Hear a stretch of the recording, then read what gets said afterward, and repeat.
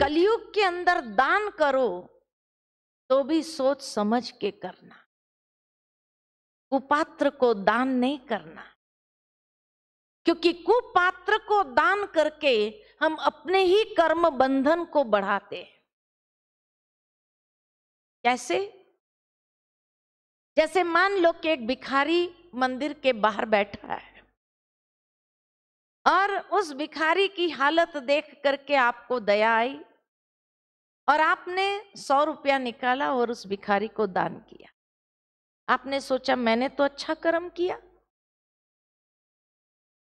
मेरा तो पुण्य जमा हो गया।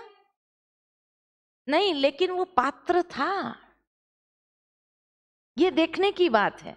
क्योंकि अगर वो कुपात्र है, मान लो कि उसने उस 100 रुपए से एक चाकू खरीदा और जाकर किसी की हत्या की, तो उसने जो कर्म किया, पाप कर्म,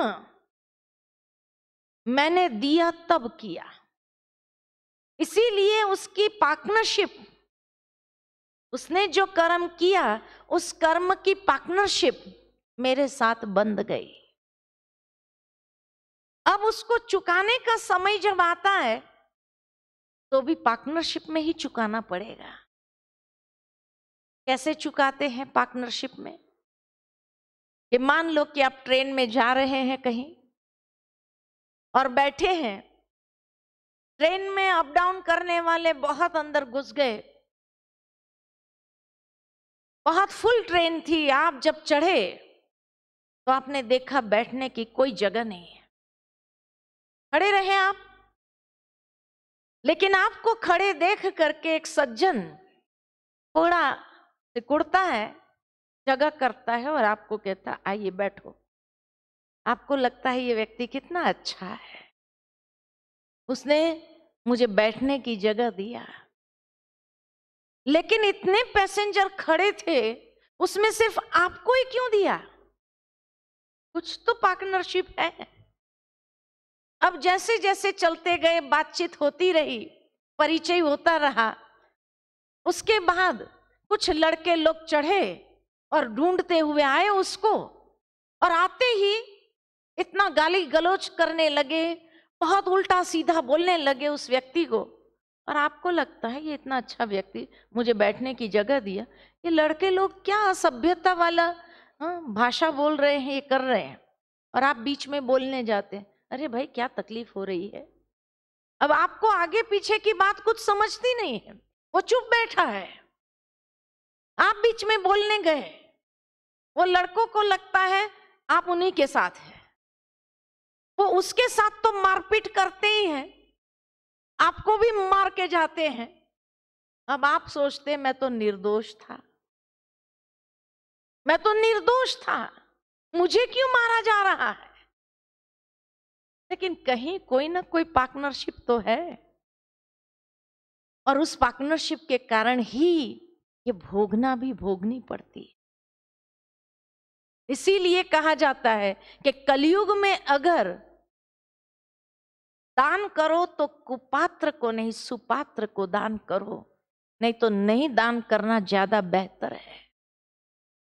नहीं दान करना। कई लोग सोचते हैं अभी इस दुनिया में कहाँ टाइम है किसी के पास सुपात्र ढूंढने के लिए, तो नहीं दान करो। जहां अपना हिसाब किताब ही नहीं चुकाया जा रहा है, वहां दूसरे के साथ पार्टनरशिप करना ये कौन सी समझदारी है? है समझदारी? कोई समझदारी तो नहीं है। तो इसीलिए दान करने के भी बहुत तरीके हैं।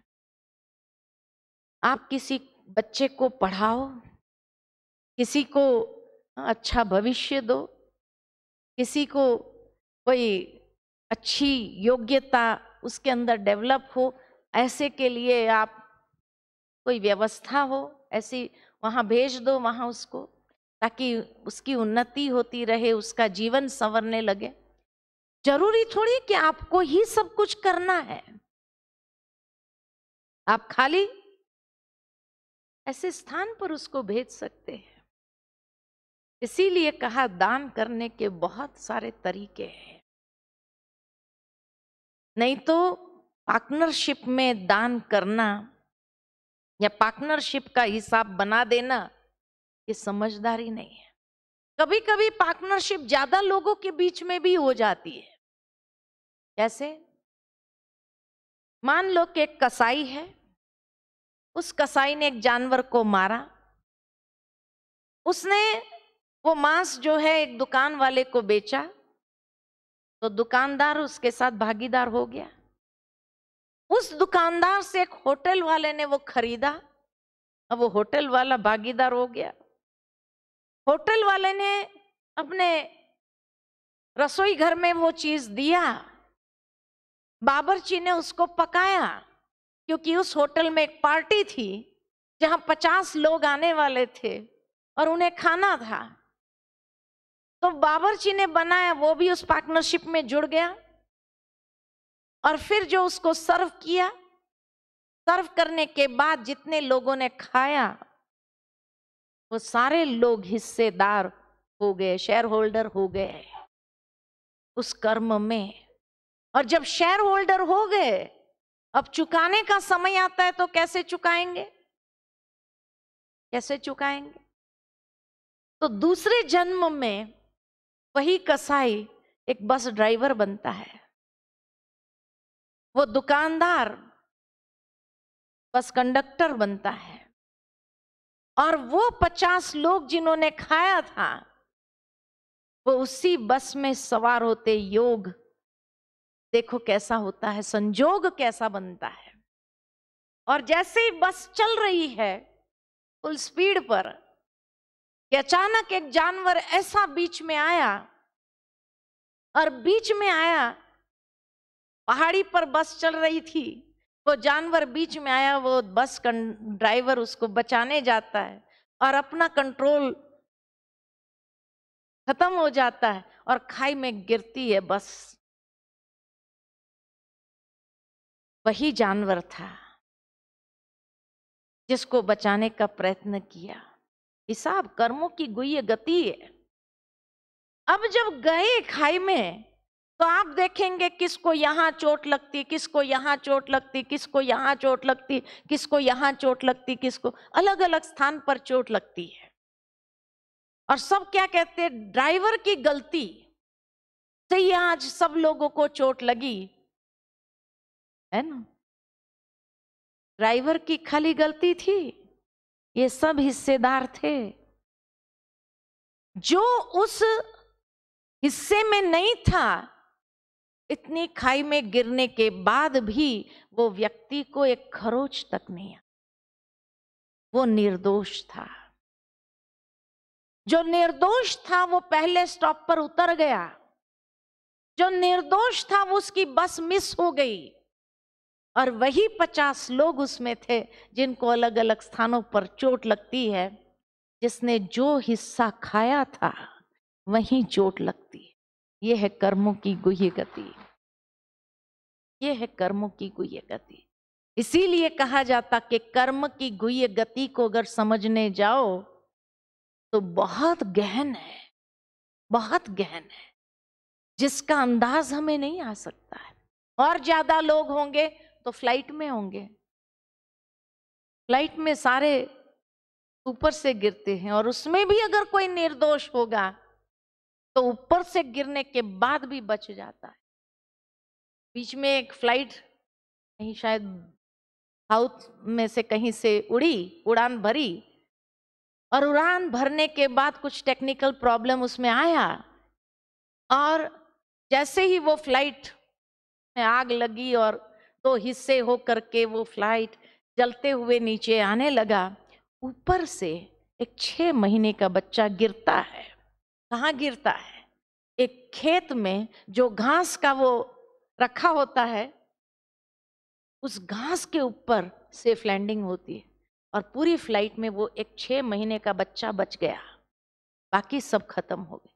जो निर्दोष था इतनी ऊंचाई से गिरने के बाद भी बच गया, ये निर्दोष है। इसलिए कहा कि जो निर्दोष होता है, जो उस कर्म के हिसाब में भागीदार नहीं होते, इसीलिए कलयुग के अंदर दान करो तो भी सोच समझ करके दान करना, नहीं तो नहीं दान करना ज्यादा समझदार। और फिर इस अध्याय के अंत में ओम तत्सत का मतलब भगवान बताते हैं। ओम माना अहम आत्मा, अहम आत्मा। तत् माना समस्त तत्व, और सत माना सत्य भाव, श्रेष्ठ भाव, दृढ़ भाव। यानी इतना ऊंचा भाव मन के अंदर जागृत करने की बात कही गई है कि अहम आत्मा समस्त तत्वों के प्रति श्रेष्ठ भावना रखते हुए, सत्य भावना रखते हुए, दृढ़ता वाली भावना रखते हुए उनका नमन करते हैं। ओम तत्सत। समस्त तत्वों के प्रति एक हमारी कृतज्ञता, एक हमारी श्रेष्ठ भावना जागृत करने की बात है। तो इस तरह से तप के 3 प्रकार, दान के 3 प्रकार, आहार के 3 प्रकार